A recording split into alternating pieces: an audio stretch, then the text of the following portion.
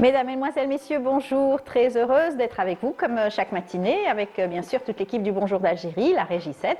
Et bien sûr, nous serons ensemble jusqu'à 9h30 avec nos invités, nos rubriques habituelles du lundi matin, à savoir dans un tout petit moment, nous aurons le plaisir de retrouver Samira Hadjamar dans sa rubrique Écume et patrimoine.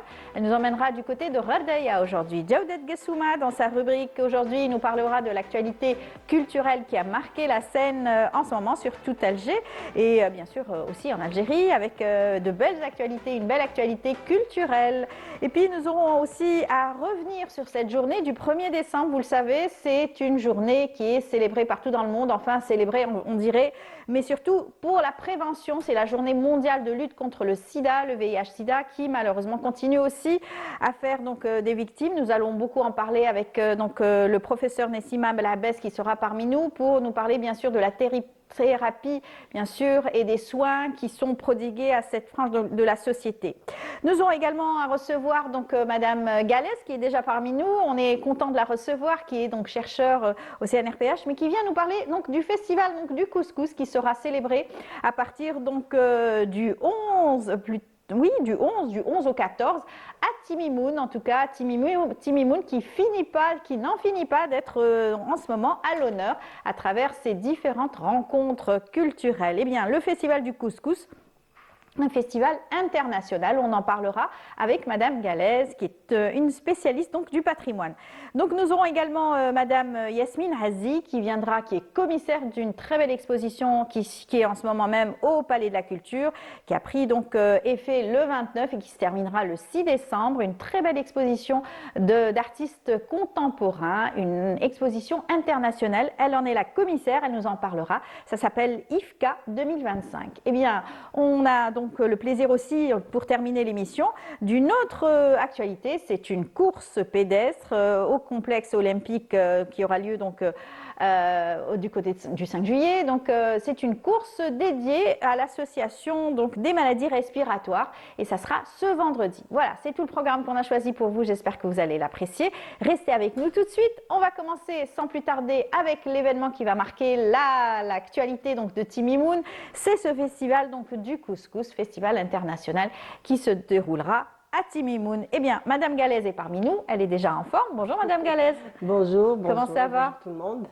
Ça va très bien. Très bien, très bien. On a l'habitude de vous recevoir pour parler de patrimoine.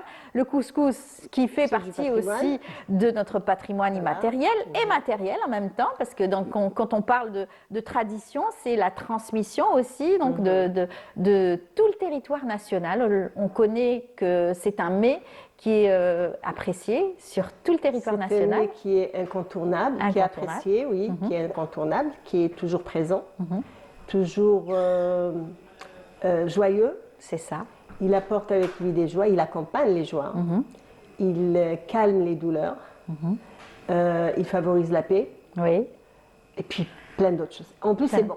C'est rassembleur aussi, c'est un plat qui rassemble, qui a bien voyagé à travers le temps, n'est-ce pas? À travers le temps et à travers l'espace, parce qu'aujourd'hui on parle d'un couscous international, mais ce qu'il faut regarder, c'est que le couscous est peut-être international, mais sa fabrication artisanale, féminine, traditionnelle et coutumière reste nord-africaine. Très bien, on est très content aussi. Et son appartenance aussi à l'Algérie, on est fiers aussi de le revendiquer. Il existe aussi sur la carte de grands restaurants internationaux. Oui, bien sûr. Oui, le couscous est incontournable. Il est le deuxième, pour ne pas dire le premier plat dans plusieurs pays. C'est ça, c'est ça. Alors, c'est un festival qui est une première dans son édition, n'est-ce pas? Non, dans son édition, c'est pas le premier. À Timimoun, il est à sa 8e édition. Quand même. Mais à Timimoun, c'est la première fois. C'est la première fois. Et donc, c'était un festival qui se veut maintenant itinérant. Il va essayer d'embrasser un petit peu toutes les régions d'Algérie pour donner une chance à tout le territoire de participer à la joie du couscous. Voilà, alors vous l'expliquez, vous parlez de cette tradition, vous parlez aussi de ces coutumes aussi qui accompagnent bien sûr ce plat et vous en faites aussi une thématique parce qu'il y aura bien sûr des conférences autour de cela. Oui, alors il y aura des conférences qui vont parler, bon ça ne va pas être très barbant mais on va quand même parler de l'histoire du couscous, son historicité algérienne. On va aussi parler de l'anthropologie, comment c'est arrivé, comment est-ce que les premiers hommes ont fait un couscous, Comment se fait-il d'abord qu'on a pu planter du blé, enfin semer du blé, et puis transformer ce blé, ces graines, en poudre, puis transformer la poudre en graines? Oui. C'est quand même C'est ça, un grain. itinéraire très complexe Tout à fait. et très savant. Et donc, comment on en est arrivé là? Il a fallu quand même des milliers d'années. Oui. Et nous sommes à ce jour encore au bout de ces milliers d'années, mais qui ont encore une continuité. Tout à fait. Et c'est un grain qui est calibré, qui aussi d'une région à une autre diffère aussi. Oui, alors il est calibré d'une part, d'une région à une autre et d'une spécialité à l'autre. C'est-à-dire que dans la même région à Alger, vous avez le couscous moyen pour la sauce, le couscous fin pour le ben, oui, mesfouf.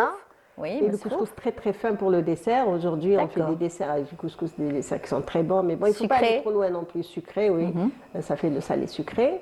Et en même temps, il y a les spécialités. Alors, on a le couscous de blé, couscous d'orge, couscous de kharoub, couscous de gland, couscous de mil, couscous de sorgho, couscous de plein de choses. Couscous de gland, d'orge, voilà, c'est très bon en plus, c'est différent. Et notre rapport donc, au couscous, c'est un rapport au biotope, c'est-à-dire ce que nous donne la nature, nous le transformons en dégustation. C'est ça. Ça donne le couscous. Voilà. Alors, il y aura beaucoup d'intervenants qui viendront parler de couscous et des thématiques autour, bien sûr. Il y a une dizaine de pays. Du plat. Alors, je vais vous les citer parce que je ne me rappelle plus. Attendez. J'aurais dû choisir. C'est clair, la Tunisie sera là, la Mauritanie sera là, la Mauritanie. Bon, j'ai passé la page. La Mauritanie, la Tunisie, la Palestine, c'est l'invité d'honneur, le Sahara occidental, la Mauritanie, le Tchad, le Cameroun. Et puis, on a aussi des amis irakiens qui ont voulu participer, égyptiens, et j'en oublie peut-être. Voilà, peut-être. Et chacun sa façon donc, de cuisiner le couscous, les sauces aussi qui les accompagnent. Dans tout ça, il y a des pays qui n'ont pas de couscous, comme l'Irak. Je ne pense pas qu'elle ait du couscous parce qu'elle a quand même des traditions très, très différentes. Mais on a le couscous et Cuisine du Monde. Et dans Cuisine du Monde, il y a beaucoup plus de pays qui s'inscrivent. Il y aura donc, comme je disais, des tables rondes pour expliquer d'où vient le couscous, mais dans un langage tout à fait courant. Il y aura aussi des portraits. On prend un cuisinier, un chef ou une chef, et puis elle va parler d'elle-même, comment elle en est arrivée à faire de la cuisine et notamment du couscous. Et on aura des dégustations. Il y aura une préparation de wada. Très bien. Une séance de ftil. Très bien. Bien entendu. Ça, c'est bien aussi. Une séance de ftil pour savoir comment ce couscous est roulé, parce qu'aujourd'hui, ça reste toujours traditionnel. C'est toujours ça reste traditionnel, et surtout le danger, c'est qu'aujourd'hui, on parle du couscous, on parle du grain. Oui. Non, le grain de couscous, on l'appelle la semoule. En Europe, on l'appelle la semoule. C'est vrai. Et c'est tout le plat qui est le couscous, alors que le grain de couscous, c'est le couscous. C'est vrai. Et le plat, c'est l'additif. Oui. Et donc, on a du couscous merqa, couscous raïb, couscous l'ben, couscous zbib, couscous loubia, couscous dans la merqa, justement, couscous loubia béda. Oui. Et tout ça, donc, toutes ces spécialités, c'est des spécialités qui sont directement rattachées à la nature, d'où le rapport avec la nature et l'univers. On ne prend pas. On ne fait pas du couscous avec des boîtes conserves, on ne fait pas du couscous avec du surgelé. Il faut que ça soit avec des légumes donc, de saison, des légumes aussi, des légumes secs aussi. Il y a beaucoup donc, de légumes secs. Et les légumineuses sont très bonnes pour la santé. Parce qu'il y a des saisons où il n'y a pas de légumes frais. Il n'y en a pas beaucoup, mais il y en aura toujours. En hiver, il n'y a pas vraiment de légumes frais, mais on a fait le garnina. On a des cartes d'artichaut, des cartes, plein d'herbes qui sont dans la nature qu'aujourd'hui, à partir d'Alger, on ne connaît pas, mais les gens des montagnes les connaissent très bien. Mais il y a des moments où il y a énormément de neige, il y a mettre de neige sur le sol et on ne peut pas cueillir toutes ces plantes. Et c'est là que le légume conservé, enfin séché et conservé, rentre en considération le foul, le hmessa, le loubia, etc. Voilà, les légumes secs qu'on retrouve durant Yenaïr aussi, que ça soit donc célébré partout, sur tout le territoire national. C'est le plat de couscous avec différents... Donc, je préfère réserver mon invitation, votre invitation pour en parler. Parce qu'il y a énormément de choses à dire. Tout à fait. Le côté festif, le côté anthropologique, le côté vivre ensemble, le côté partage. partage et durabilité, tout ça. Donc ça, c'est quand même un sujet, c'est de quoi faire un livre. C'est vrai, c'est vrai. Vous parliez tout à l'heure des herbes. C'est vrai qu'aujourd'hui, il y a aussi différentes variantes aussi de plats, de couscous sans sauce, avec les herbes. Alors, on connaît avec les légumes, les différentes légumes. C'est ça, vegan. Ça a toujours existé. Les feuilles de navet, par exemple, c'est très bon avec les feuilles de navet, c'est incontournable. Déjà, vous avez le couscous avec les légumes, les quelques légumes qui vous restent dans le frigo. D'accord. Aujourd'hui, c'est dans le frigo. Avant, c'était quelque part par terre. C'est ça. Il y avait des frigos naturels aussi. Voilà. Et donc, vous avez des légumes qui sont des herbes qu'on cueille justement parce qu'on n'a rien d'autre à faire et à se mettre sous la dent. Et donc, on va dans le jardin, enfin, dans la nature, et on cueille des feuilles. Mais aujourd'hui, enfin, il y a certaines régions qui roulent le couscous avec les herbes. Oui, c'est encore. Timimoun en fait partie. D'accord. Alors, quand vous rentrez là où le couscous est en train de... Bien avant de faire la sauce, juste on est en train de faire le couscous et de le faire revenir à la vapeur. Donc déjà à ce moment-là, vous avez une odeur qui embaume toute la salle. De saveur qui embaume toute la salle. Et puis vous vous dites, mais j'ai plus besoin de la sauce. Là, ça sent bon. Avec juste kesselben, et ça me suffit. C'est magnifique. Voilà. Ouergla aussi, ils ont une tradition aussi de faire le couscous. C'est particulier. Tout le monde a des traditions, tout le monde. Dans chaque région, vous avez votre couscous. Dans chaque région, vous avez votre calibre aussi. Dans le sud, c'est plus épais que le nord, mais c'est pas du balkouk encore. Le balkouk, c'est autre chose. Et donc, tout ça, c'est des choses à mettre en valeur. Voilà. Alors, qu'est-ce qu'il va y avoir comme autre cérémonie, à part les cérémonies, bien sûr les conférences et bien sûr... Il y aura des conférences, mais surtout il y aura des balades dans les dunes, parce que Timimoun c'est quand même un lieu très touristique. Oui. Et puis il y aura une wada. Très bien. Donc, production de wada, je crois qu'en ce moment c'est pas la période des wadat, parce qu'on a des périodes pour le wada. À Timimoun, on a par exemple Sboa. D'accord. Mais c'est pas la période du Sboa. Sboa c'est une semaine après le Mawlid. Exactement. C'était en septembre. Et donc on va un petit peu reproduire le wada sans prétention de dire qu'on va faire ce bois parce que ça ne se reproduit pas le wada justement. La particularité du wada, la différence du wada par rapport à une fête, c'est que le wada c'est le jour J. Et si on l'a raté, on attendra l'année prochaine. Comme disait une vieille, un monsieur qui faisait de la recherche sur le bien-être féminin, la prise en charge des questions des femmes. Et puis il lui a dit... Parlez-moi de l'accouchement. Il a dit, ma belle-fille est enceinte, revenez dans 3 mois, elle va accoucher, je vous en parlerai. D'accord. Aujourd'hui, je ne peux pas vous en parler. Il n'y a personne qui a accouché. Chaque chose à sa place, bien sûr. Ce sont des accouchements, il faut en parler aujourd'hui. D'accord. Alors c'est ça, en tout cas, il y aura beaucoup de traditions, beaucoup aussi donc, de partage et de savoir-faire autour donc, de ce plat typique. Voilà, il y aura beaucoup de convivialité. Convivialité, oui. Et puis, il n'y aura pas de concours, il n'y aura pas d'un couscous meilleur qu'un autre, parce que j'estime que c'est bien la question des concours, je ne dis qu'on ne vient pas. Mais je pense que quand on est entre nous, avec des jeunes qui commencent à faire de la cuisine, des nouveaux chefs, on leur fait des concours pour les motiver. Mais on ramène des chefs de chaque pays, et chacun a ses traditions et son savoir-faire. On ne peut pas le comparer à un autre, c'est juste différent, tout en étant les mêmes. C'est ça. Donc, ils sont tous très bons, et c'est tous les meilleurs de leur pays. Donc, je pense que c'est très... réducteur et c'est pour ça qu'on a préféré travailler avec chacun bien sûr aura son plat et après ça sera chacun qui va apprécier individuellement. On va tous apprécier individuellement et collectivement et ça va être tout le temps mangé, tout le temps dégusté. Il y aura des choses extraordinaires qui vont se faire, africaines, nord-africaines, algériennes, palestiniennes, irakiennes. Donc c'est une invitation à tous ceux qui voudront donc participer et prendre part. Ça sera donc du 11 au 14 donc, et c'est la période de décembre. Timimoun là en ce moment. C'est ça, c'est la période touristique. C'est la belle période touristique. Il faut y aller, il faut y en profiter. Je voudrais juste rajouter que ce sera organisé à Djnan Melk. Très bien. Voilà. Avec bien entendu le support et l'aide. Voilà, l'association et bien sûr le ministère de la Culture. Le ministère de la Culture, le ministère de l'artisanat et des métiers, tourisme, et le wali de la wilaya de Timimoun. Très bien. Madame Galès, merci beaucoup. C'est toujours un plaisir de vous recevoir. C'est partagé. Merci, à très bientôt. Au revoir. Et bien tout de suite, je vous laisse suivre ce reportage. Vous le savez, je l'ai annoncé en début, c'est la journée mondiale donc, de lutte contre le VIH/SIDA. C'est donc notre journaliste Samia qui a fait donc un reportage sur la prévention et le diagnostic de traitement contre le SIDA. On se retrouve juste après.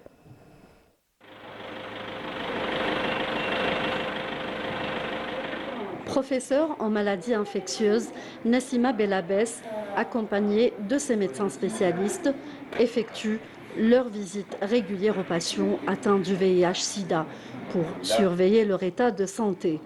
Le patient occupant cette chambre est en nette amélioration grâce à la bonne prise en charge médicale et psychologique qu'il reçoit. Les spécialistes insistent toujours sur la prévention. L'Algérie est à travers un soutien politique de haut niveau. Il y a eu d'abord un dispositif organisationnel, c'est-à-dire, est-ce qu'il y a des centres de référence de prise en charge? Eh bien oui, il y en a 16 qui sont bien répartis à l'échelle nationale. Est-ce qu'il y a des unités ou des centres qui font le dépistage? Il y en a 68 à l'échelle nationale. Et il y a aussi des organisations de société civile qui tournent autour de ces établissements pour faire le lien. Donc on a un réseau qui est vraiment préétabli et qui est fonctionnel. Qu'est-ce qu'on a d'autre? On a une prise en charge qui est gratuite. Ça va de la prévention, dépistage, prise en charge. Qui dit prise en charge, il y a aussi le traitement. Ce patient testé positif a été orienté ici. Il reçoit un traitement médical adapté et sa santé s'améliore. Depuis 1998, la trithérapie, elle est gratuite. Donc les bilans qui se font au niveau de Qatar, tous les bilans, charge virale CD4 et les patients connaissent très bien ça, sont gratuits. Il y a aussi un soutien psychologique au niveau de ces centres de prise en charge. Donc la prise en charge, elle est gratuite. Il suffit uniquement de se faire dépister. Et puis le centre de dépistage va se connecter au centre de prise en charge, comme il se pourrait que ce soit l'association qui le fait. Donc on reçoit les patients et je pense que si la prise en charge elle est gratuite, on simplifie beaucoup de choses aux patients. Concernant les traitements sont des comprimés à prendre et on va de plus en plus vers des combinaisons et donc c'est simplifié. On peut prendre qu'un comprimé par jour pour couvrir la trithérapie, un seul comprimé. Avant que je vienne ici, j'étais dans un état catastrophique. Je n'arrivais pas à manger ou à me déplacer, très affaibli. Après ma prise en charge médicale et psychologique, j'ai repris goût à la vie. La prévention contre cette infection passe en premier lieu par des mesures empêchant sa transmission, notamment chez la catégorie des jeunes. Depuis 1 an, on reçoit beaucoup de personnes, des jeunes qui viennent se faire dépister et c'est surtout des usagers de drogues injectables. On reçoit des femmes enceintes, on reçoit des gens qui viennent dans le cadre d'un bilan préopératoire ou bien de façon volontaire. Marhaba biham, ils sont les bienvenus. Mais si vous voulez, à travers votre émission, je lance un appel à ces jeunes. Il est recommandé de se faire dépister tous les 6 mois. Tous les 6 mois, il faut vérifier si on n'est pas infecté par le VIH, mais actuellement l'OMS et donc l'Algérie suit. Actuellement, on parle d'un dépistage intégré. C'est-à-dire que si je vais me faire dépister pour le VIH, on va me proposer le test pour le VHB, c'est-à-dire l'hépatite B, l'hépatite C et la syphilis. Il faut accepter parce que c'est une excellente chose. La stratégie nationale implique différents ministères, la société civile et les partenaires au développement pour la prévention, l'accélération du dépistage et la prise en charge. Des défis pour atteindre l'objectif de mettre fin à l'épidémie d'ici 2030. Voilà, c'est le but et surtout sur quoi travaille le ministère de la Santé avec tout son personnel. Nous allons donc en parler avec notre invité, professeur Nassima Belhabès. Bonjour. Bonjour, merci bienvenue pour l'invitation. Merci à vous d'être là. En tout cas, on est ravis. Vous êtes donc chef de service au niveau de l'établissement hospitalier spécialisé, c'est cela, le Hadif Lissi Qatar. Exact, spécialisé en maladies infectieuses. Voilà, spécialiste en maladies infectieuses. C'est une journée spécial aussi pour vous parce que vous vous battez au quotidien pour justement essayer d'éradiquer cette maladie. C'est vrai qu'elle est plus connue aujourd'hui, on connaît plus ses dangers surtout et vous essayez donc d'éradiquer et surtout d'expliquer et de faire des dépistages aussi. Absolument. Donc, effectivement, le 1er décembre est une journée de célébration de la lutte contre l'infection VIH-Sida. Dans le monde entier? Dans le monde entier, y compris l'Algérie. Et donc, c'est une occasion de faire la sensibilisation vis-à-vis donc, du risque de transmission de cette infection. C'est une infection qui est transmissible, elle n'est pas contagieuse, comme le Covid ou bien la grippe. Alors, les moyens de transmission, je pense que beaucoup de personnes ont une idée sur la façon dont le virus se transmet, mais il est toujours utile de les rappeler. Bien sûr. Donc, ça se transmet par les relations sexuelles non protégées entre hommes ou bien entre femmes et hommes. Il y a aussi la transmission par le sang. Et donc, je rassure les spectateurs, tout don de sang est systématiquement dépisté. Donc, analysé. Absolument. Et donc, il n'y a aucun risque de transmission du VIH par les transfusions ou autres. Par contre, et on a remarqué durant donc, ces dernières années qu'il y a une flambée de l'infection VIH chez les usagers de drogues injectables par le biais de partage de seringues qui sont souillées de sang et bien sûr souillées aussi de VIH. Sinon, la transmission peut se faire aussi, hélas, de la femme à son enfant durant donc, la grossesse, durant l'accouchement et également par le biais de l'allaitement maternel. Et bien sûr, tout ça est évitable grâce aux moyens de prévention qui sont vraiment simples à appliquer. Et donc l'Algérie s'est dotée bien sûr de plusieurs plans nationaux de lutte contre l'infection VIH-Sida. On a plusieurs stratégies également nationales de lutte et donc ils sont validés par les agences onusiennes. Donc rien que pour parler de la stratégie nationale du dépistage intégré accéléré, je vais parler aussi de la stratégie nationale de la triple élimination de la transmission du VIH, du virus de l'hépatite B et la syphilis de la mère à l'enfant. Et donc, quand on ne fait rien, quand on n'intervient pas, le risque de transmission peut être de l'ordre de 25%, mais il suffit de dépister, de traiter la maman, d'appliquer donc des moyens de prévention chez le nouveau-né, ce taux de transmission chute à moins de 1%, ce qui est énorme. Voilà, c'est énorme et heureusement pour l'enfant qui est pour rien et qui aura une vie aussi tout à fait saine, heureusement. Il ne sera pas porteur donc, de ce VIH, bien sûr, à vie. Alors aujourd'hui, ce qui est bien, c'est aussi que le ministère de la Santé, aussi avec l'Organisation mondiale de la santé également, a fait tout un protocole. Donc il y a donc 68 centres, vous me disiez, donc, de prévention, avec aussi le travail des associations sur le terrain aussi. Exact. En fait, l'Algérie s'est dotée d'un dispositif organisationnel. On est bien organisé. Et donc, on a d'une part les centres de dépistage au nombre de 68 qui sont bien répartis sur le territoire. Le dépistage y est gratuit, anonyme. Il est aussi anonyme, ce qui est très important. Le secret médical, bien entendu. Exactement, donc c'est respecté. Mais il y a aussi des conseils qui sont prodigués aux personnes qui vont être séronégatifs pour le rester, pour le demeurer. Tout à fait. Et pour les personnes qui sont séropositives, eh ben, ces centres de dépistage sont reliés ou rattachés aux centres de référence de prise en charge, qui sont au nombre de 16, bien répartis aussi dans les régions du pays.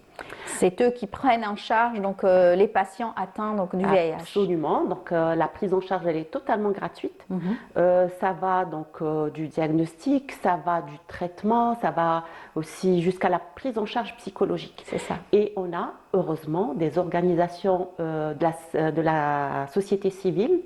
J'en connais 4 qui font un travail vraiment magnifique. Et donc, qui gravitent autour des centres de dépistage, autour des centres de référence de prise en charge et qui font le lien entre ces deux établissements. Voilà. Alors, ce sont des personnes qui ont une perte d'immunité, donc qui sont fragiles, ils sont aussi susceptibles d'avoir donc des infections et qu'il faut absolument donc protéger. Absolument. Donc, on a le premier stade où la personne elle est totalement asymptomatique, mais elle demeure transmissible du VIH. Et au bout de 2 à 5 ans, on devient, c'est-à-dire fortement immunodéprimé, et on développe beaucoup de symptômes, des infections, parfois même des cancers. Et tout ça porte le nom du sida. D'accord. Très bien. Donc, moi, ce que je dois dire aussi, c'est que depuis 1985 jusqu'au jour d'aujourd'hui, on estime à 28 000 le nombre de personnes infectées par le VIH ou vivant avec le VIH, grâce au traitement, bien sûr. Mais ces chiffres sont en deçà de la réalité. Parce que il y a une estimation, il n'y a pas une estimation. Il n'y a pas eu donc de chiffres, un recensement exact. Non, il n'y a pas que ça, il y a aussi les personnes qui ignorent qu'elles sont infectées parce qu'elles sont asymptomatiques. C'est ça. Donc on n'éprouve pas le besoin d'aller consulter. Et donc ces personnes ne sont pas dépistées, ne sont pas comptabilisées, mais elles transmettent le VIH. Malheureusement. Et donc l'OMS, ainsi que toutes les agences onusiennes, on a l'ONU-SIDA, on a aussi l'UNICEF, donc, qui font la promotion de U égale à U. D'accord. On est indétectable grâce au traitement, la charge virale, la quantité du virus chute, elle devient indétectable. D'accord. Et donc, si on est indétectable, on ne va pas transmettre le VIH. Et ça, c'est très important. Ça permet vraiment de réduire les chiffres. C'est ça. Voilà. C'est un peu comme l'hépatite C qui reste quelquefois en dormance aussi chez l'individu et qui se transmet aussi aux enfants par la mère. Pas vraiment. Sorte. Donc la transmission, elle se fait surtout par le sang. Oui. Et ça concerne c'est différent. C'est totalement différent. Mais la bonne nouvelle, c'est qu'on peut guérir du VHC. On peut guérir, contrairement à l'infection VIH, où on demeure porteur chronique du VIH, mais on est entre guillemets en bonne santé si on prend le traitement régulièrement. Alors, le traitement, c'est une trithérapie, comme toujours, avec des molécules qui sont disponibles en Algérie. Absolument. Et la prise médicamenteuse est de 2 comprimés par jour. Ça peut aller jusqu'à 1 comprimé par jour. C'est en fait une association de 3 molécules issues souvent de 2 à 3 familles. D'accord. Et donc, on est vraiment bien doté de molécules qui sont combinées. On peut avoir les 3 molécules dans un seul comprimé. Ça facilite donc la prise de ces médicaments, ça améliore l'observance et on a de plus en plus de molécules qui sont vraiment bien tolérées. D'accord.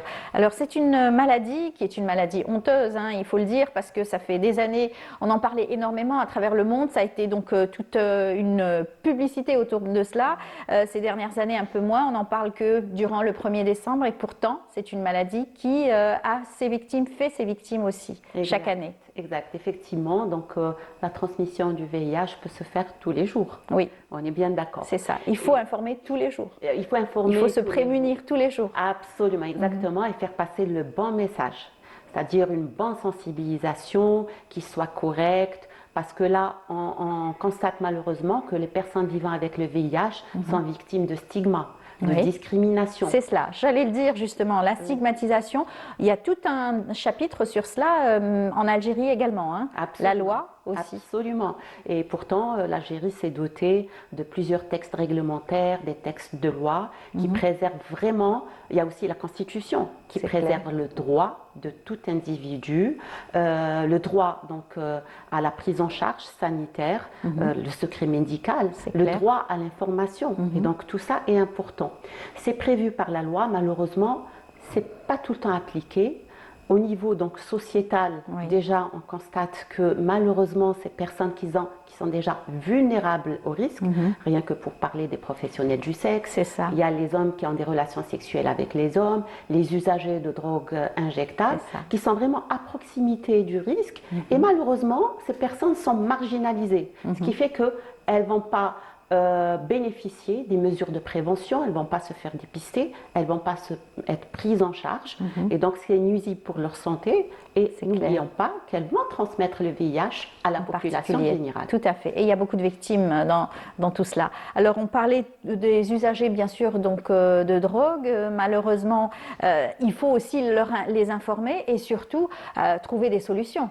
Donc les solutions, c'est-à-dire ils sont dépendants bien sûr de drogue, il faut avec ça continuer à les accompagner pour éviter une autre contamination à celle du sida. Absolument. N'est-ce pas ? Effectivement, donc il y a tout un réseau qui est prévu et qui est fonctionnel. Mais c'est vraiment très difficile de fidéliser un usager de drogue injectable à un centre intermédiaire de soins d'addictologie. C'est difficile. Il faut qu'il y ait quand même une volonté d'être sevrés. C'est clair. Effectivement. Donc il y a des centres qui sont aussi répartis à travers le pays. Il y a le traitement substitutif, donc la méthadone qui est disponible. Il y a aussi des associations qui délivrent des seringues à usage unique pour éviter le partage de seringues. C'est un moyen de prévention qui est reconnu par l'OMS et adopté aussi par l'Algérie. Mais il y a aussi la prise en charge des infections qui en découlent. Vous avez cité tout à l'heure, à juste titre, l'hépatite C. Oui. Mais donc, durant cette année, je peux vous dire que dans mon service, les chiffres ont triplé par rapport à l'an passé. D'accord. Et on a surtout des jeunes qui sont usagers de drogues injectables, malheureusement infectés par le virus, par le VIH. Je rassure ces jeunes, le traitement est disponible, il est délivré immédiatement. Dès qu'on fait le diagnostic, il est délivré, il est gratuit. Il est délivré au niveau de la pharmacie de l'hôpital.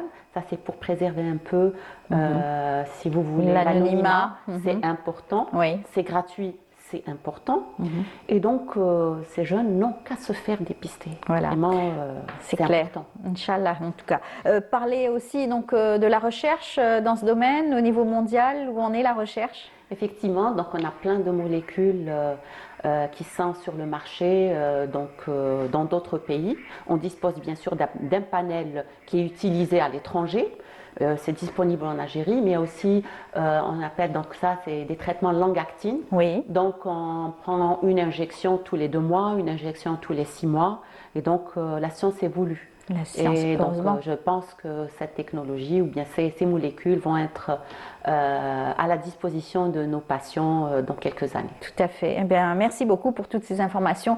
L'essentiel, c'est de se prémunir, se protéger et surtout éviter, bien sûr, ces contaminations. Merci beaucoup. Je rappelle donc, professeur Nassima Belabès, vous êtes donc chef de service au niveau donc, de l'établissement hospitalier spécialisé, Al-Qattar, Al-Hadi Flissi, et vous êtes donc infectiologue. Merci beaucoup. Merci à vous. Bonne journée. Pareillement. Je vous invite tout de suite à suivre ce reportage signé notre journaliste Lamia Bedbouda qui s'est intéressé au portrait de l'artiste peintre Abdelghani Hassani au niveau du Palais de la Culture. Artiste autodidacte, Hassan Abdelghani a durant des années baigné dans un monde d'images. Ingénieur spécialiste de la numérisation des systèmes audiovisuels à la télévision algérienne. Et puis un jour, il troque les images numériques contre des images artistiques. Je n'ai fait que de l'informatique, mais j'ai toujours eu dans ma sacoche cette espèce de petit pinceau et tout ça pour collecter les coins les plus beaux, les plus qui me collent à mes origines et à mon enfance aussi. Depuis ma carrière de polytechnicien, donc j'ai toujours suivi les thèmes qui ont un rapport avec l'image. Donc l'image pour moi, ce n'est pas une photo. C'est une scène mouvementée pour quelqu'un qui sait bien voir les choses. Des peintures qui nous plongent au cœur d'une Algérie intemporelle, celle des ruelles de la vieille Médina, baignée de lumière et ses femmes drapées dans leur hayek. L'artiste capte avec délicatesse la mémoire collective. Derrière ces toiles, il y a d'abord une histoire de regard et de souvenirs. Souvenirs des scènes quotidiennes de son enfance, des moments ordinaires magnifiés par le regard de l'artiste. Dans notre pays, nous avons un riche patrimoine bien nourri, donc qu'on ne peut pas laisser aller comme ça, qu'on ne peut pas laisser à l'intelligence artificielle, parce qu'aujourd'hui, il suffit de quelques mots que vous ayez une image, mais quoi qu'il en soit, toujours le pinceau de l'être humain qui fait la différence. Aux couleurs chaudes, ces toiles sont empreintes de sensibilité, mettant ainsi en valeur les traditions et histoires algériennes. L'agencement des maisons traditionnelles dans les collines et tout ça m'a tiré. Voir les femmes c'est-à-dire qui prenaient leur jarre depuis leur douar et tout ça, ça m'attirait beaucoup. Et donc, c'est des images qui ont marqué peut-être votre enfance, n'est-ce pas? Oui, tout à fait, oui, bien sûr. Donc, c'est un petit peu... ce sont les sentiments d'enfance que je suis en train aujourd'hui de les déverser à travers ces images que vous voyez. Parmi ces toiles, une reproduction d'une célèbre œuvre d'Étienne Dinet qui sonne comme un hommage à ce grand peintre. Étienne Dinet, par exemple, c'est un grand ami de l'Algérie, le défunt, qui a dépeint Boussaada en quelques dizaines de toiles. Mais il suffit de voir juste une seule toile que vous pouvez voir ce que c'est les traditions. Il évoque beaucoup de choses pour moi parce que d'abord il s'agit de filles, il s'agit d'un travail ardu aussi.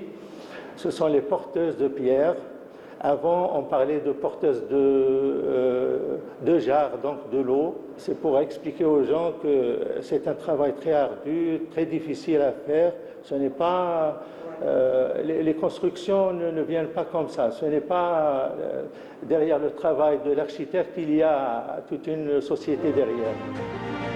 L'artiste, de par ses scènes de vie, son amour des us et coutumes, cherche à préserver la mémoire d'un patrimoine vivant en capturant la beauté simple des visages et les traditions algériennes.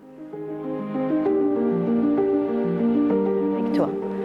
De retour sur le plateau, on a donc plusieurs intervenants ce matin autour de la table. Alors nos amis donc du lundi matin, Samira, bonjour. Bonjour, bonjour à tous. Comment ça va? Très très bien. Très bien. Jawdet, bonjour. Bonjour. Comment ça va? Ça va. En bien. forme? Il fait bon, Les arts ça va. vont bien? Oui, les arts Oui. vont bien, la culture. Et on a notre invité également. Il s'agit donc de Madame Hazi, Yasmine Hazi. Bonjour et bienvenue. Bonjour. Vous êtes la Merci commissaire d'avoir donc, de l'exposition, une belle exposition sur l'art contemporain ici à Alger qui s'appelle IFCA 2025. C'est cela? Oui, je suis effectivement commissaire de la diaspora. De la diaspora, tout à fait. Vous allez nous en parler dans un tout petit moment.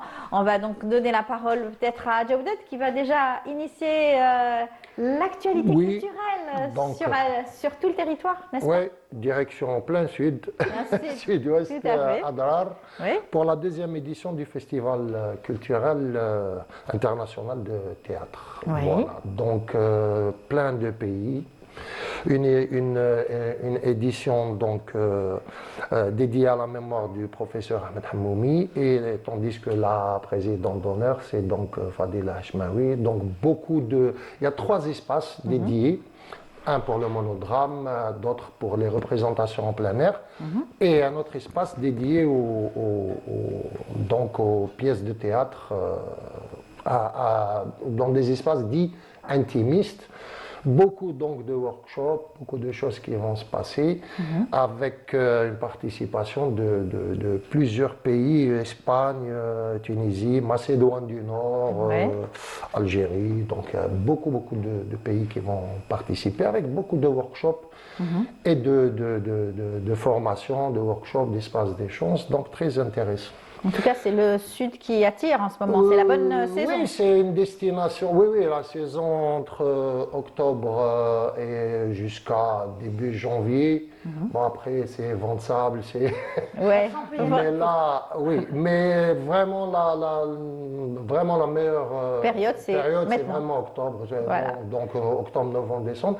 Et apparemment, la saisonnalité, c'est que même dans la culture et les manifestations délocalisé. C'est délocalisé, mais en même temps, c'est localisé. Bien bon, c'est sûr. octobre, novembre, décembre. Tous les grands festivals se passent justement. Très bien. D'ailleurs, ces festivals, la clôture s'est faite pour le festival, 20e édition du festival de la miniature et de l'enluminure. Ça s'est clos hier dans l'apothéose.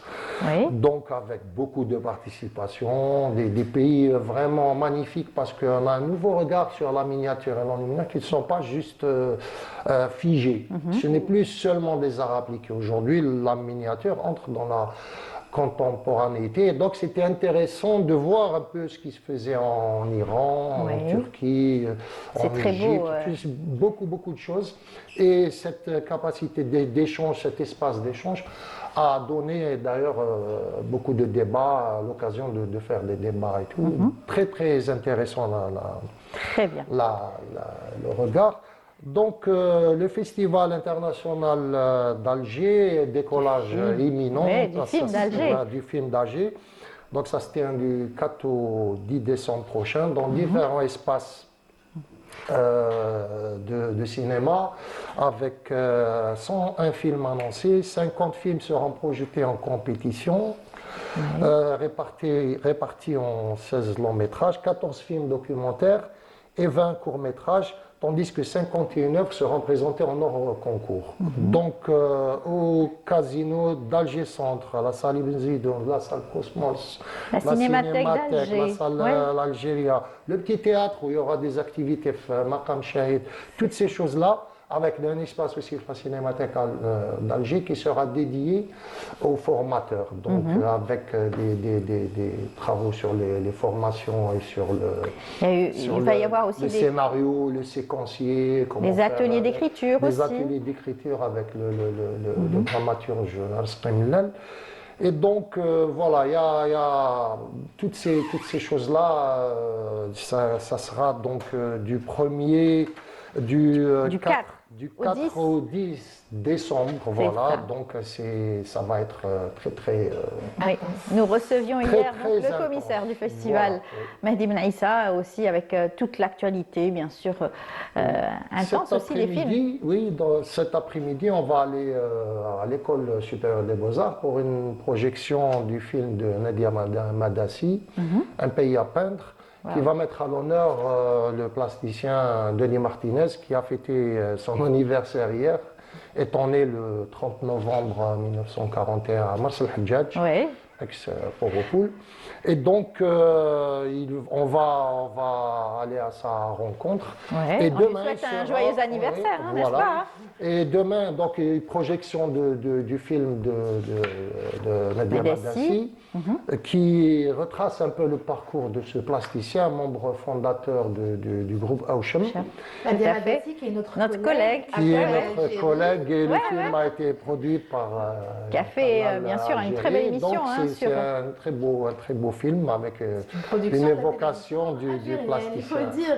Bravo Samira, merci. J'ai annoncé la nouvelle, c'était ça aussi. Voilà. Et il sera à Larouat demain à la Maison de la Culture pour rencontrer des plasticiens du cru Larouati. Et il évoquera la naissance du groupe Auchem, qui a été un groupe fondateur d'une nouvelle culture post-indépendance. Mouvement artistique algérien. Voilà le mouvement artistique qui sera sur place pour raconter ça. Très bien. Pour terminer, l'IFCA, donc rendez-vous avec la contemporanéité, 22 galeries des pays Nigeria, Burkina Faso, Cameroun, Tunisie, Turquie, Allemagne, Italie, Suède, États-Unis. Magnifique. Le monde entier. On va se régaler. Et dans nos 6 mai au Palais de la Culture pour l'inauguration de l'IFCA, qui est le Festival international d'art contemporain. Dont le commissaire, et je rappelle, Hamza Bounoua, est co-dirigé par le directeur artistique, Mustafa Abdelaziz, donc deux plasticiens, avec 22 galeries internationales, 8 galeries algériennes. Un espace formidable, une scénographie terrible et des installations, des sculptures, de la peinture sous diverses formes, des arts plastiques, en veux-tu, en voilà. Donc, il faut y aller à tout prix. Parmi les galeries, justement, parce que il y a eu aussi les galeries, la galerie, ça c'est quelque chose de fabuleux pour nous, de la diaspora, représentée par Madame Azie, qui est juste à côté de la galerie, qui va un peu nous raconter. Voilà, c'est pour ça qu'on a laissé ces choses-là, quels sont ces artistes qui sont les artistes qu'elle représente. C'est ça.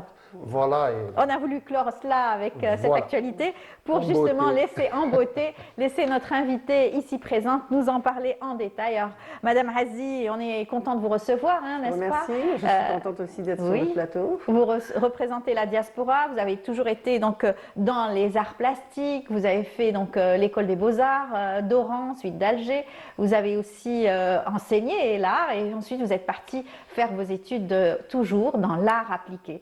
Alors vous avez toujours été attiré par les arts, par la culture, par le journalisme également. Tout à fait. Vous avez fait une grande partie donc, de votre carrière dédiée au journalisme, n'est-ce pas? Absolument. Oui. Absolument. Et bien sûr, vous avez côtoyé bon nombre de personnes. Ça vous a élargi, ça vous a permis de faire de belles rencontres dans le domaine donc, de l'art, de la culture en général. Et vous êtes rapproché de votre diaspora, de la diaspora algérienne, n'est-ce pas? Oui, absolument. Tout à fait. Donc, c'est une partie qui a été reprise, à savoir, j'ai ouvert une galerie et l'idée c'était vraiment de créer des ponts entre l'Algérie et la France, puisque j'habite à Paris. Enfin, je suis entre Paris, je bouge pas mal entre Paris, l'Allemagne et l'Algérie. Et l'idée, c'était effectivement de travailler avec des artistes algériens, c'était ma priorité, mais aussi l'international et parfois faire justement mettre en évidence et en discussion des artistes de cultures différentes et parfois ça marche, c'est très intéressant, absolument. Voilà, en 2018 vous l'avez ouverte cette galerie à Paris, en 2025 vous avez ouvert une galerie à Oran, n'est-ce pas? Et vous, depuis, vous travaillez sur les arts contemporains, vous rencontrez des artistes, vous les mettez en valeur aussi à travers votre maison d'édition, vous consacrez aussi des ouvrages à ces artistes-là. Oui, absolument. Donc, Aïn Galerie est née à Paris en 2018 et en 2025, pour moi, c'était important d'avoir Aïn Galerie Algérie parce que je fais pas mal de foires internationales et la visibilité de l'Algérie me tenait à cœur. Donc, j'étais sur des stands et je ne voyais pas de galerie algérienne présente. Oui. Et cette envie, sincèrement, c'était vraiment pour avoir l'Algérie sur mon booth, comme on dit. Oui. Et cette année-là, je viens de rentrer d'Abu Dhabi, Art Fair, où j'ai présenté 2 artistes algériens, un grand artiste de la diaspora, Salim El Kouarat, une artiste algérienne, parce que je voulais prendre quelqu'un aussi d'Algérie, c'est Faiza Djeffel, une artiste oranaise. Qui expose en ce moment. Aussi à l'IFCA. Donc, voilà, pour moi c'était important et c'était vraiment un réel plaisir quand on venait me poser la question, bon, Paris on connaît, mais Oran, alors tout le monde se posait la question, c'est où Oran? Et puis voilà, comme ça on a appris qu'il y avait des artistes algériens. Mais c'était très intéressant lors de cette foire parce que la présence algérienne, même avec d'autres galeries étrangères, américaines, anglaises, était présente. Oui, voilà. Alors vous avez rencontré Hamza Bounoua qui vous a aussi donné l'occasion donc de faire cette belle exposition ensemble avec. Il en est le commissaire. Donc parlez-nous donc de ces différents artistes qui prennent part à cette belle rencontre d'IFCA 2025. En fait, Hamza Bounoua m'a contacté, il est directeur et commissaire général de l'IFCA et il m'a proposé d'être commissaire d'exposition de la diaspora. C'est ça. Donc j'ai sélectionné, j'ai eu des dossiers, j'ai fait la sélection d'artistes et sincèrement j'étais agréablement surprise parce que tous les artistes, et des très grands artistes connus internationalement, étaient tout à fait à même d'être présents. Ils étaient ravis, j'imagine. Complètement. Ils étaient vraiment, ils se réjouissaient de venir. Ils ont tous répondu présent. Certains voulaient absolument créer une œuvre en Algérie. D'autres l'ont fait pour l'Algérie. Voilà, donc c'était vraiment un enthousiasme. Et donc voilà, je me suis occupée de la scénographie, des textes, et tout le monde était content. Et je pense que c'est le catalogue aussi. Le catalogue, c'est important. C'est-à-dire le catalogue, oui, on donne des éléments pour effectivement le fournir, pour avoir le propos de l'artiste sur l'œuvre. Et je pense que ça a donné un bon résultat parce qu'on a de très très bons recours et surtout je suis ravie que la diaspora soit contente du résultat, c'était mon grand stress. Bien sûr. Alors c'est une exposition de sculpture, de peinture, de photographie, n'est-ce pas? Il y aura aussi des installations et surtout des performances aussi? Non, pas d'installation, pas de performance cette année, mais effectivement on est parti sur 3 médias. Bachir Haddi pour la sculpture, il y a Mohamed Bourouissa, photographie, Mustafa Sedjel pour la photographie. Voilà, on a eu Halida Bougriette, elle a fait aussi des cinéotypes. On a aussi des assiettes, comme des sculptures, des paraboles, des Yazid Moulab, des céramiques. On a, voilà, il y a différents, de la peinture. Exactement. de la peinture, Ben Nasser aussi. On parle des femmes aussi, donc il y a 2 femmes quand même, je tiens absolument à préciser. La présence féminine. Il y a Zoulikha Ben Abdallah qui est l'excellente artiste et Halida Bougriette qui sont 2 femmes parmi tous ces hommes, donc voilà. D'accord, il le fallait. Oui, absolument, tout à fait. Un grand espace, un grand espace à la galerie Baya, du Palais de la Culture. Bien aménagé, scénographie, elle les a vraiment bien mis en scène, si vous voulez. Et c'est des artistes confirmés qui font vraiment le tour des galeries dans le monde. Oui, ils sont reconnus mondialement, c'est des grands artistes et vraiment ils avaient envie de partager cet art avec... Vous dites reconnus mondialement, c'est parce qu'ils sont cotés, leurs œuvres sont cotées. Oui, entre autres, oui. Et ils sont sur des galeries, ils font des tournées, ils font... Tout à fait, Djaoudet aussi, c'est un grand artiste également. On aurait pu le retrouver lors de cette exposition. Pour des moyens techniques, je n'ai pas pu participer. Il est parti, on m'avait sollicité, merci. Et donc l'idée, effectivement, comme vous disiez par rapport à la maison d'édition, c'est j'ai créé une maison d'édition en Allemagne, et donc... en sciences humaines et sociales au début. Vous avez enseigné aussi à l'université d'Hambourg. Oui, absolument. Et donc, cette maison d'édition permet aujourd'hui d'accompagner les artistes. Et justement, j'ai demandé à Madame la ministre, qui était très à l'écoute, tout le monde était ravi parce qu'elle nous a reçus, elle a reçu tous les artistes de la diaspora pour parler et les artistes algériens aussi, hein, on n'oublie pas, il ne faut pas les oublier. Oui. Et pour parler de ce qui, de poser des questions. Et effectivement, moi, mon intérêt, c'est aujourd'hui de continuer de faire ce qui est important, c'est la littérature, c'est-à-dire connaître les artistes. Voilà, absolument. Laisser connaître les artistes au cœur de l'Algérie, c'est bien, mais il faut les connaître en dehors de l'Algérie. Donc j'espère que mon message va être écouté et que le Musée des Beaux-Arts, je puisse avoir accès à la photothèque pour faire un livre. Vous parliez de la miniature Mohamed Racine et on continue donc pour les modernes. Vous l'avez fait pour Ali Hadj Tahar, n'est-ce pas? Oui, le premier livre c'était sur les fondateurs, Ali Hadj Tahar. J'ai fait un deuxième livre sur Salim El Kouarat. Un 3e livre, là, qui va sortir, c'est sur Baya. Baya, les natures mortes, je dis plutôt les natures vivantes, parce que c'est vraiment son œuvre. Parce que justement, je suis commissaire d'exposition à la Grande Mosquée de Paris. La Grande Mosquée de Paris a ouvert ses portes à l'art contemporain. Très bien. Dans la salle Emir Abdelkader. J'ai fait la première avec Salim El Kouarat, avec une très belle installation dans les bassins de la mosquée. Très bien. Et aujourd'hui, je peux donner les dates pour justement les personnes qui sont à Paris ou qui ont envie de venir. Du 13 décembre au 12 janvier, donc une exposition qui sera...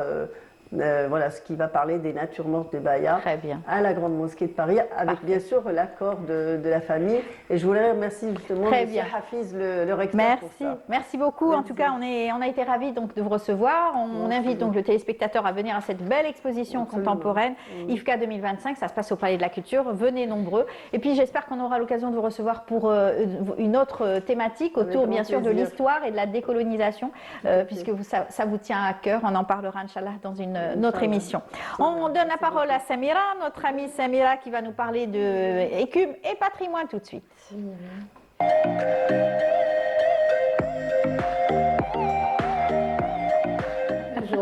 Voilà, Samira, c'est à toi, le patrimoine, ça t'attire partout. L'étole de notre invité, tu en as parlé. La première chose que j'ai vue le quand tissage. Elle est arrivée à Canal Algérie. Tout à fait. Le Barnouk. El Barnouk. Voilà, qui est on va dire presque l'emblème de Tougourt, des femmes de Tougourt, des artisanes de Tougourt, et qui a inspiré beaucoup de créateurs, de peintres aussi. Avec les figules. C'est aussi le nom du tissu, pas seulement des motifs. Parce que même Méa, par exemple, ils ont le Barnouk. c'est du tissage, Voilà, le c'est tissu, un c'est de la tissage laine, très fin, très fin. très Alors, coloré. Samira, ouais, très coloré. On va Après, voilà, Tougourt, elle Que nous les emmène à femmes Gherdaya. embellissent quand elles mettent. Voilà. C'est ça. Bravo, Deodat. C'est un compliment Un peu de indirect. poésie, ça fait pas de mal. Voilà. Alors, Gherdaya, une destination après le Mniha, c'est pas très loin, on a 280 km à peu près. D'ailleurs, même le Mniha dépendait, c'était une daïra de Gherdaya.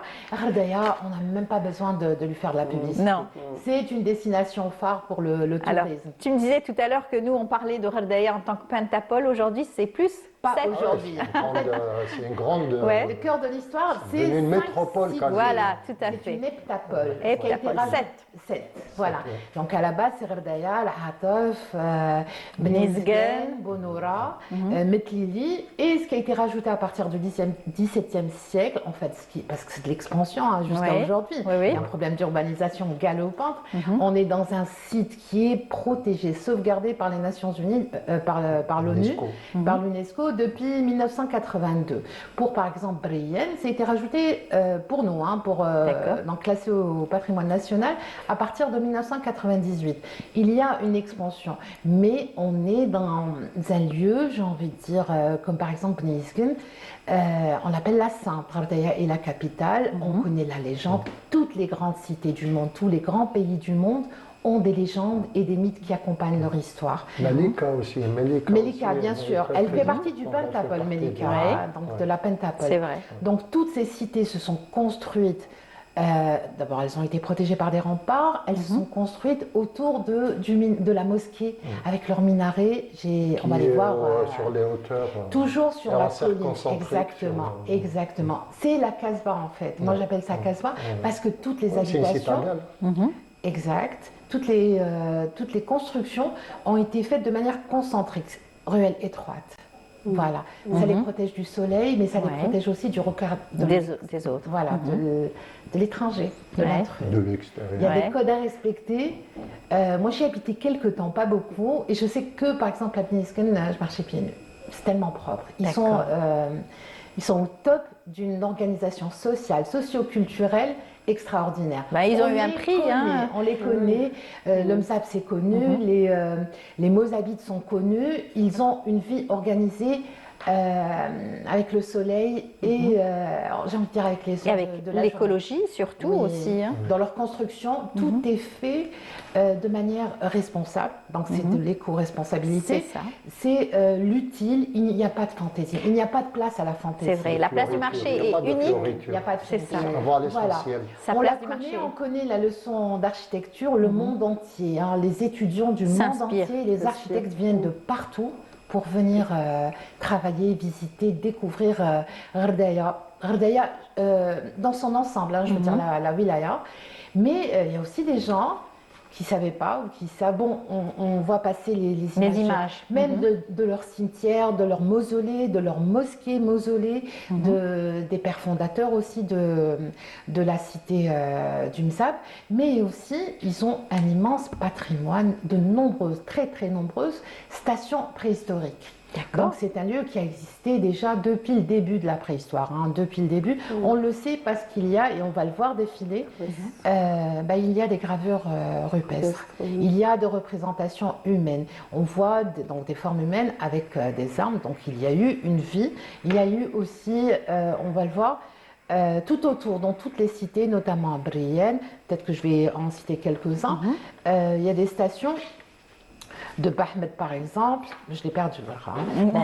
Cela dit, on va citer peut-être les gens depuis le début, 1934, Pierre Ruffo, il est docteur, il va faire un inventaire très très intéressant, presque complet. On va encore découvrir, c'est pas terminé. On est dans le sud oranais, c'est considéré comme le sud oranais, ce sont les premières stations de gravure rupestre qui sont découvertes en Algérie. C'est après, bien après, que le Tassilier, le sud, a été découvert. Donc c'est Pierre Ruffo. Et au premier congrès, donc à Périgueux, en 1934, colloque de la préhistoire, il va faire une représentation étoffée de toutes les gravures, représentation préhistorique à Gherdaya, dans le Mzab. On appelle ça aussi ces billets de Shepka. C'est l'entre-là. Ils vivent dans l'entre-là entre donc, les constructions, le bâti, et aussi les oueds. Ils souffrent parfois, très souvent, de grandes sécheresses et de très grandes inondations. C'est vrai. Voilà, des crues, carrément. Hein. Même si eux, depuis la nuit des temps, ont appris à gérer l'eau. Ils le partagent, ils connaissent la valeur, ils la connaissent très très bien. Et ils ont le système d'irrigation traditionnel, même si aujourd'hui c'est rajouté par le moderne. Ils ont les fogaras. Voilà, donc ça les aide énormément, juste pour dire qu'un puits peut être construit pendant 30 ans, pour te dire l'importance, et qu'après, ils le partagent de manière équitable. Oui, ça peut être de père en fils. Le puits ADEC, il est familial, mais ils ont la notion de partage. Ce qui est alors, qui a travaillé? Pierre Ruffo, Yves Bonnet, Jouella Bono, Nadil Farhad, que l'on connaît très bien, Malika Hachid, bien sûr. Il a travaillé. Voilà, grande dame. C'est eux qui ont confirmé tout au long, avec des études, des fouilles qui ont eu lieu, qui ont confirmé toutes ces présences. On les voit, les images passées? Si, on va les voir. C'est le lion. Il y avait des lions, il y avait des autruches, il y avait des girafes. On voit les girafes.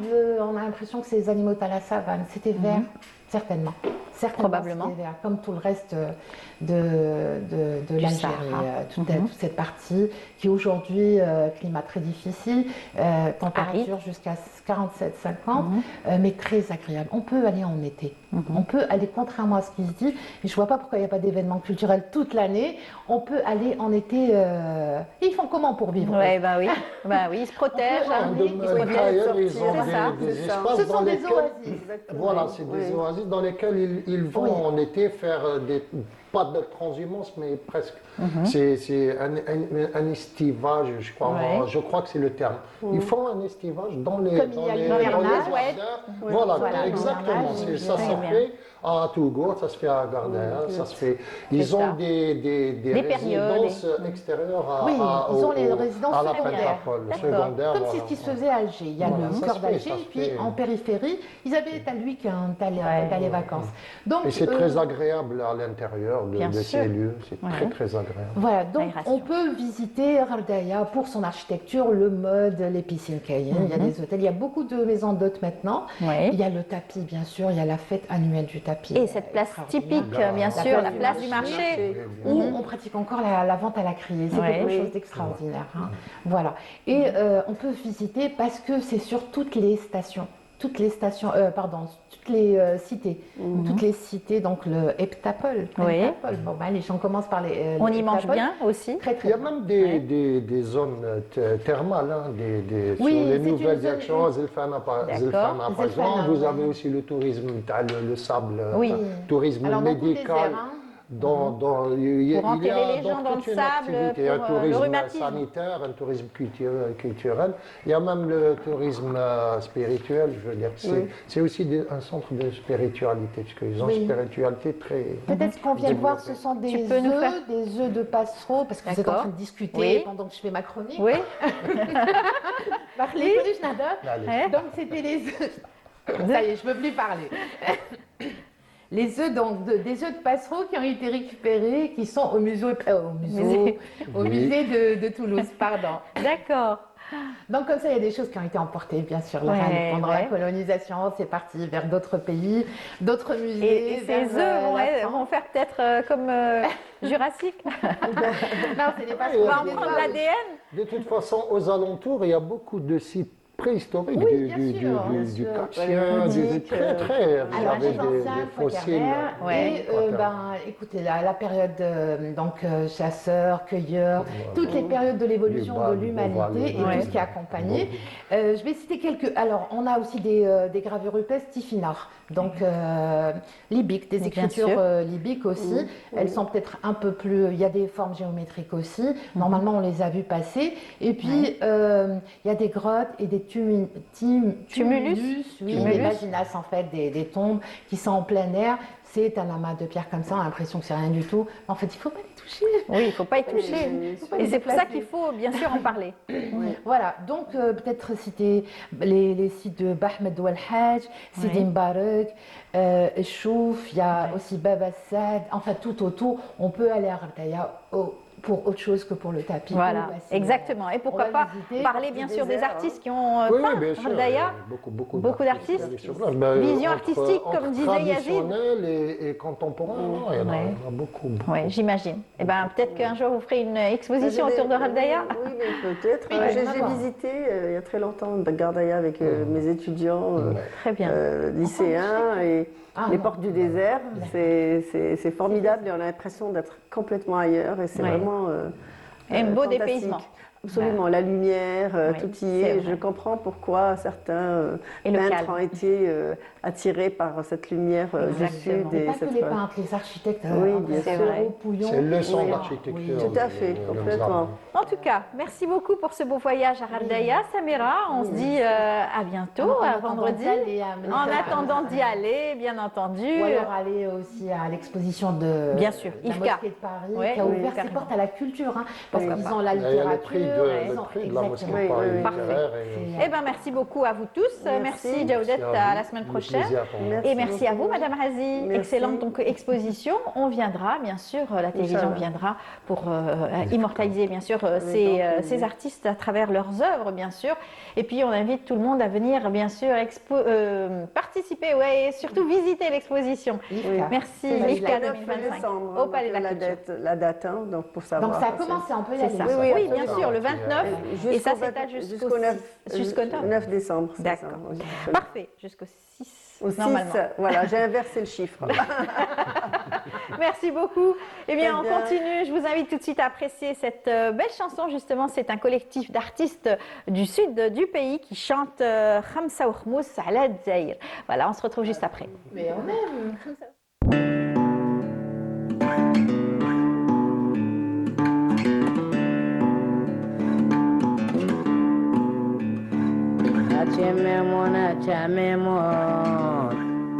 الشيخ أنت قراري أم سيدي عثمان عن غير حم الشهداء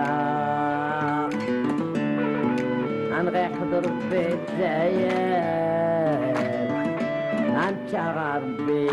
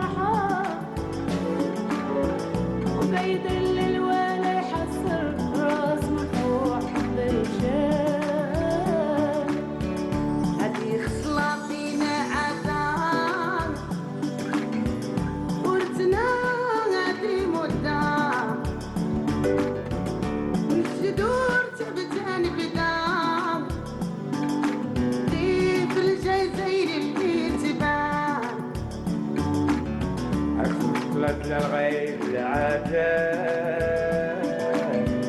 لين ورتيتك المدة زورة لك دايما في الجزائر تبان من واحد بالفصيلة بالجزائر قاعد ليلى هادي من شيمة الرجال أمازيغ شاوي وعرفان من واحد بالفصيلة بالجزائر قاعد ليلى هادي من شيمة الرجال أمازيغ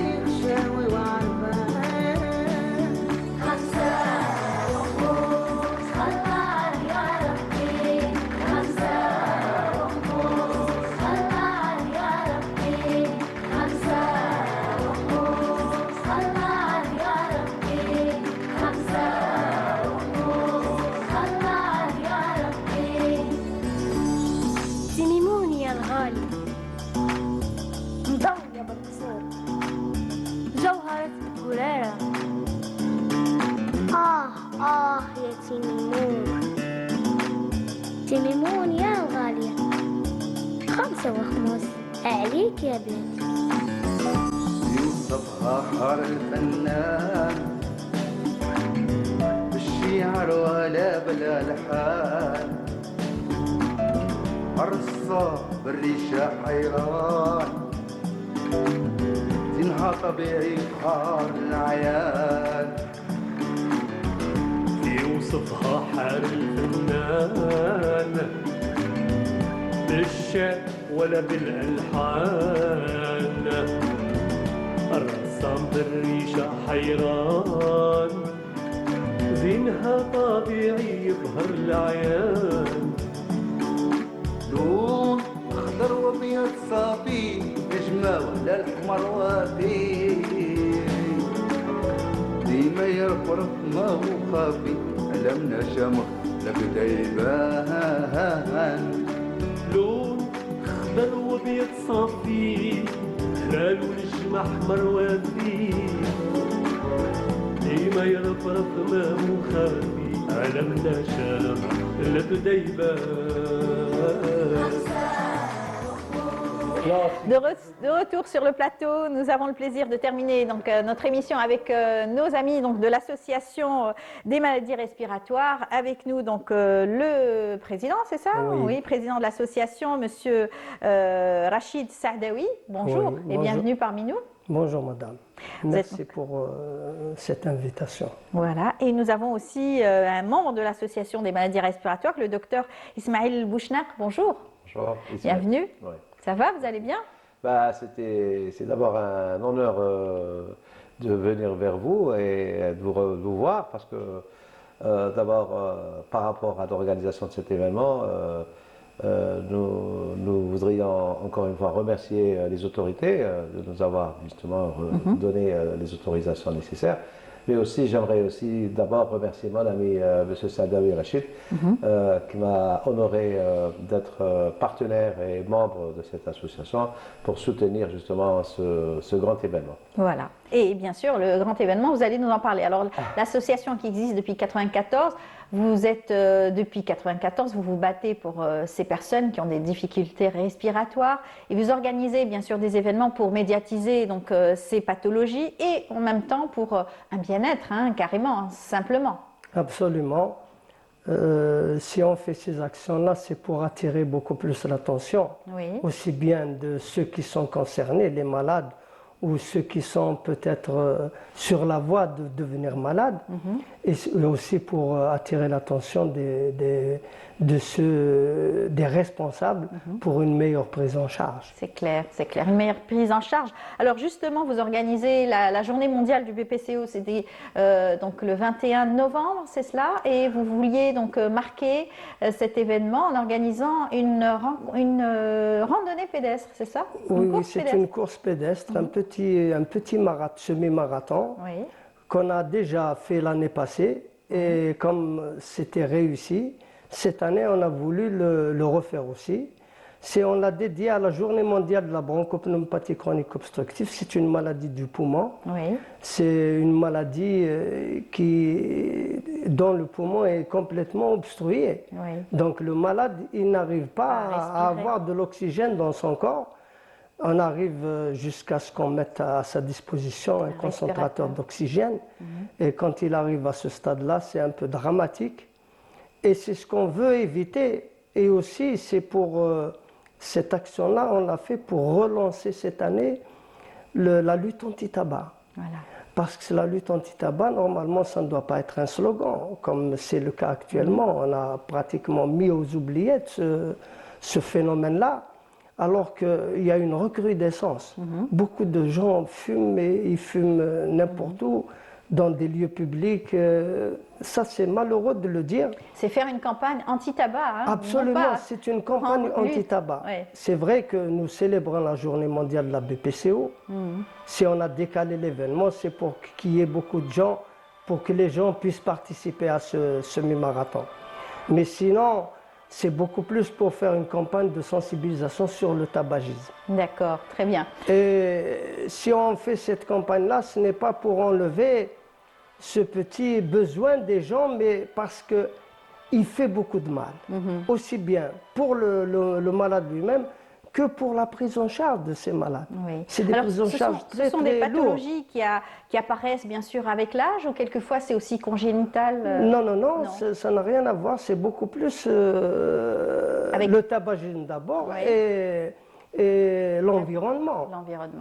Quand on vit dans un environnement pollué, on risque d'avoir cette maladie. Mais le tabac surtout, il est l'élément numéro 1 bien sûr, de cette maladie et d'autres maladies. La plupart des maladies maintenant, les professionnels de la santé ont visé ce phénomène parce qu'ils interviennent dans toutes les maladies pratiquement. Malheureusement. Et là, il faut mettre en Il n'y a pas que le tabagisme donc, individuel, aussi le passif, aussi le tabagisme passif. Bien sûr, il n'y a pas que ceux qui fument qui ont ces problèmes-là. Même ceux qui sont autour du fumeur, ils sont touchés pratiquement de plein fouet. C'est ça. Alors, vous êtes partie prenante aussi, docteur Bouchner, de cet événement, bien entendu. Alors, comment est-ce que vous avez donc pris part à cet événement?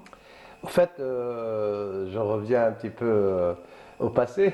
Il y a 4-5 ans, je pense, avant le Covid. Oui. M. Saadawi avait pris part de vouloir faire une action à la wilaya de Mnia. Et il m'avait sollicité, je dis pourquoi pas, mais entre-temps il y a eu le Covid. Oui. Et à la reprise, on était en train de voir comment faire. Et je me dis, tiens, puisque j'ai arrêté de fumer, et puisque donc, je me suis mis au sport, donc j'ai eu l'idée, d'abord je me dis, est-ce que tu es d'accord qu'on organise un semi-marathon ou quelque chose comme ça? Il m'a dit oui, je suis partant. Et comme j'ai en ce moment comme partenaire les clubs CIFAX, dont je suis membre, je suis membre un peu dans le sport, dans le mouvement associatif et tout. Et disons que ils ont adhéré à l'action et ça a eu des facilitations exceptionnelles parce que c'est Saadawi, du part ses relations avec la Ligue d'athlétisme, avec la Fédération de sport, et donc ils nous ont ouvert leurs portes et l'année dernière c'était une réussite, on a reçu du monde, on a eu plus de 400 inscrits et donc une manifestation qui a eu plus de 200 personnes je pense. Super. Et donc cette année je pense qu'il y a plus d'engouement. Plus de personnes qui vont participer. Oui, la population, je ne sais pas, il y a un phénomène d'entraînement. On l'a bien vu avec le semi-marathon d'Alger qui a été aussi une réussite. 6 000 personnes, Alors cette année, chez nous, au jour d'aujourd'hui, on avait mis en place un lien d'inscription. J'aurais aimé qu'il soit affiché, mais je ne sais pas pourquoi d'ailleurs, on n'arrive pas à afficher. On va le dire de toute façon.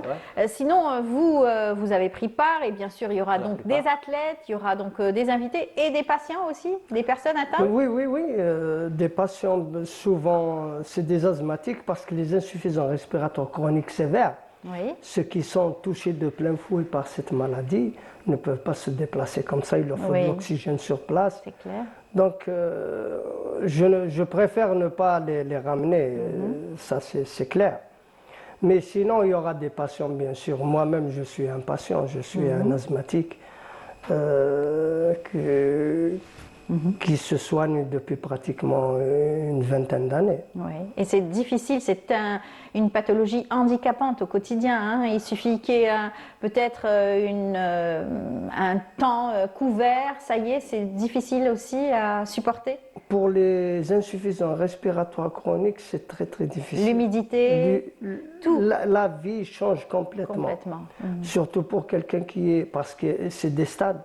Mais quelqu'un qui arrive à l'oxygénothérapie, alors là, le moindre effort peut devenir pour lui une charge incroyable. Voilà.